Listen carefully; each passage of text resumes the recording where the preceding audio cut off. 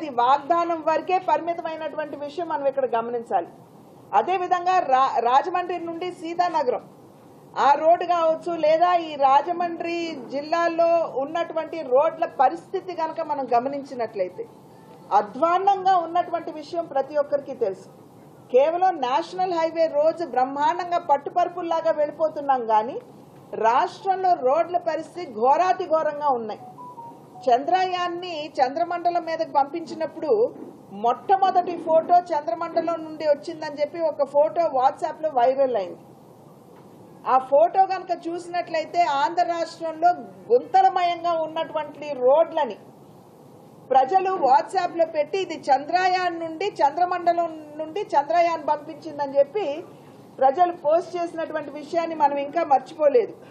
అదేవిధంగా గోదావరి జలాల పరిరక్షణకి కూడా కేంద్ర ప్రభుత్వం నిధులు ఇస్తున్నటువంటి సందర్భంలో ఇక్కడ నిజంగా దాని మీద దృష్టి సారించినటువంటి విషయం మనం అందరం కూడా చూస్తున్నాం.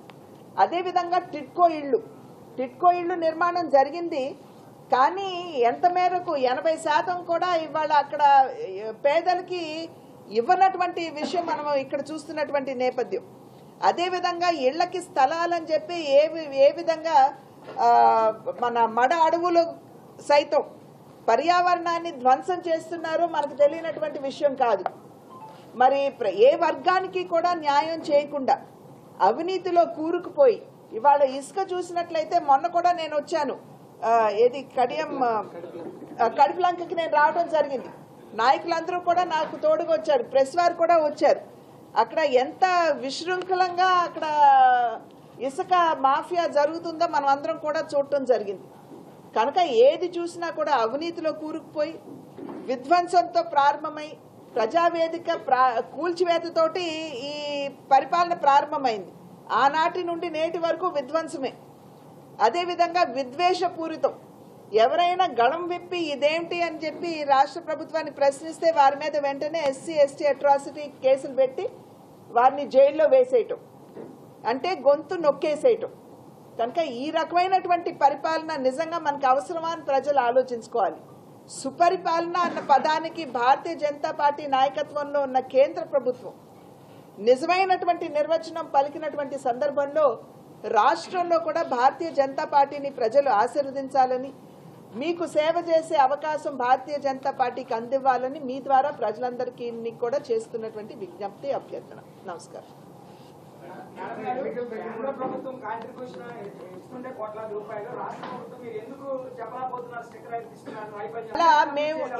మేము కేంద్ర నాయకత్వానికి చేసినటువంటి ఫిర్యాదు మేరకు మేము ఎప్పుడైతే వారి దృష్టికి తీసుకుని వెళ్ళాము ఈ రకంగా ఇక్కడ జరుగుతున్నది అనేటువంటి విషయం, మీడియా మీరు తెలియనటువంటి విషయం కాదు, కేంద్ర ప్రభుత్వం కూడా ఇవాళ నిర్ణయం తీసుకుంది.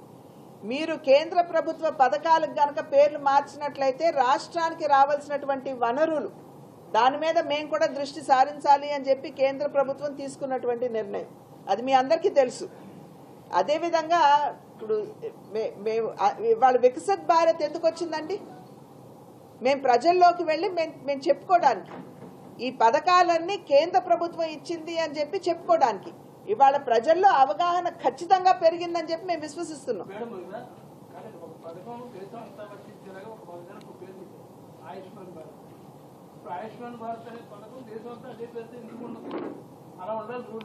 ఫెడరల్ సిస్టమ్ కాదు, లేదండి. ఫెడరల్ సిస్టంలో సాధారణంగా ఏదైనా ఒక కార్యక్రమం జరిపినట్లయితే కేంద్ర ప్రభుత్వం ప్రవేశపెడితే అది రాష్ట్ర ప్రభుత్వ మాధ్యమంగా జరగాలి. ఇవాళ జీవన్ జ్యోతి యోజన ఉందండి, ప్రధానమంత్రి జీవన్ జ్యోతి యోజన. భారతీయ జనతా పార్టీ ఎక్కడా కూడా మోడీ జీవన్ జ్యోతి యోజన అని పెట్టల.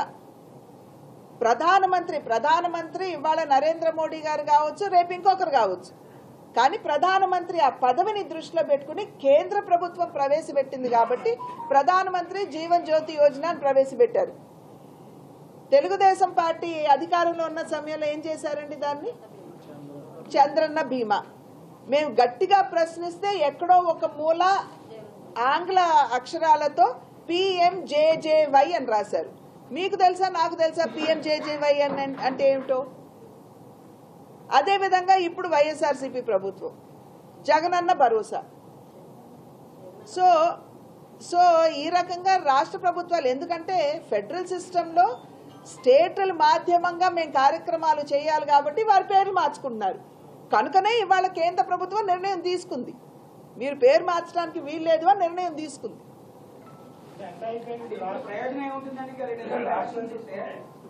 ఎలక్షన్స్ కి పరిమితం కాదు కదండి, ఆ తర్వాత కూడా ఉంటాయిగా, ఆ తర్వాత కూడా కేంద్ర ప్రభుత్వం రాష్ట్ర ప్రభుత్వాలు ఉంటాయి కదా.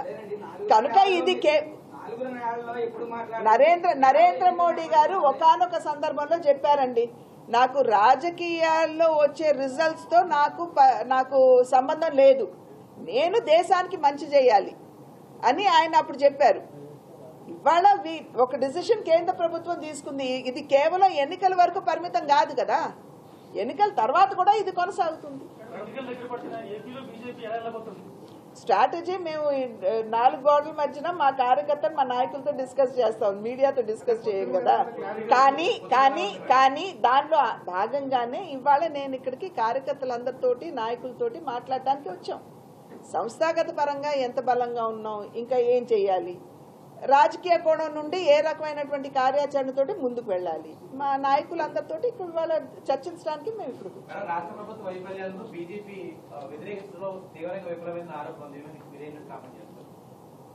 మేము పదే గళం విప్పి మేము చెప్తూనే ఉన్నామండి. కానీ సరిగ్గా ప్రజల వద్దకు వెళుతున్నదా? తీసుకువెళ్ళవలసిన వారు ఎవరు? అది అంతకంటే నేను చెప్పను.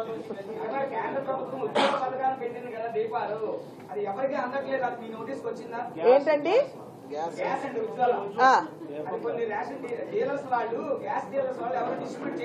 ఇవాళ మేము వికసిత్ భారత్ కింద ఎంతో మందికి ఇచ్చామండి, రమ్మని చెప్పండి. రాజమండ్రిలో కూడా ఇస్తున్నారు సార్, రాజమండ్రిలో కూడా ఇస్తున్నారు. లేదండి, మీరు మొన్నటి వరకు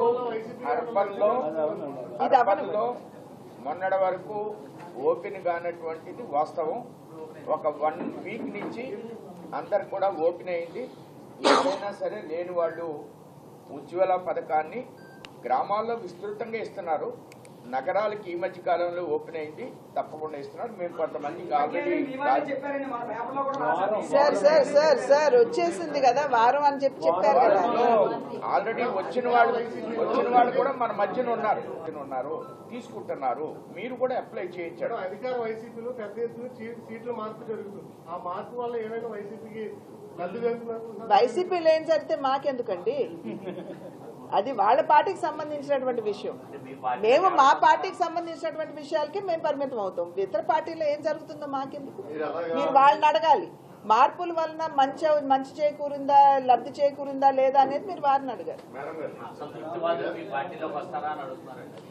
అసలు ఆ మాట అనలేదు కదా వారు.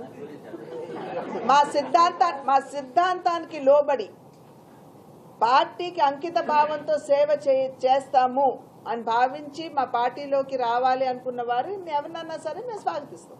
కానీ మా పార్టీ సిద్ధాంతానికి అంకితం అవ్వాలి, పార్టీ సేవకు అంకితం అవ్వాలి. ఏంటంటే మాది మా వ్యూహం కదా, అది మీతో చర్చించేది కాదు. ఎవరు ప్రకటించారు? వైసీపీ వాళ్ళు ప్రకటించారా? చూపించండి నాకు. ఊహాగానాలు ప్రకటించారు అని చెప్పడం సరికాదు కదా. ఏదో వాళ్ళు మార్చుకుంటున్నారు, వాళ్ళు చేసుకుంటున్నారు, వారి ఇష్టం. కేంద్ర నాయకత్వం ఎక్కడి నుండి పోటీ చేయమంటే అక్కడి నుండి చేస్తాను సార్ నేను.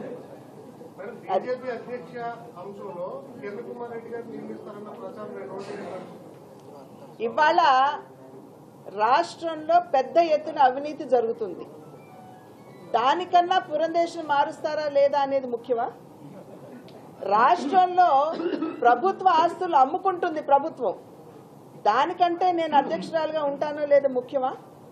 నాణ్యత లేనటువంటి మద్యాన్ని తయారు చేసి వారి జేబులు నింపుకుని పేదల ప్రాణాలతో చెలగాట మాడుతుంది వాళ్ళ ప్రభుత్వం, దానికంటే నేను రాష్ట్ర అధ్యక్షురాలుగా ఉంటుందా లేదా అనేది ముఖ్యమా?